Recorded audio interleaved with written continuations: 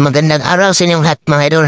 Sa makakita nito mga idol. Ayan mga idol, may pinapulot sa ating mga idol uod sa ngipin ng aking anak mga idol. Maniwala kayo o hindi mga idol. Pero yan talaga ang nakikita ko mga idol. Pinupunasan lang ni ate yung pisngi ng aking anak ng dahon mga idol. Pero hindi ko alam kung anong klaseng dahon yan mga idol. Basta pinupunas lang ni ate mga idol.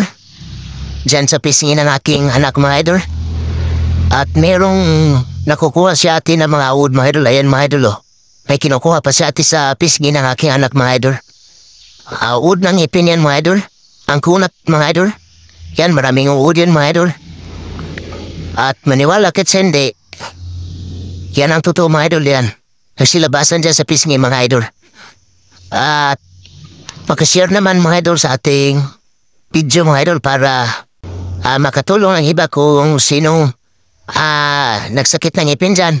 Payim lang po kayo sa akin at sasamahan ko po kayo doon sa kay ate no. Para matanggal rin yung uod niyo sa ngipin. Ayan mga idol. Talagang matindi si ate mga idol. Sobrang galing talaga ni ate mga idol. Hanggang ngayon mga idol, hindi na sumakit yung ngipin ng aking anak. Maraming salamat po sa inyong panood mga idol.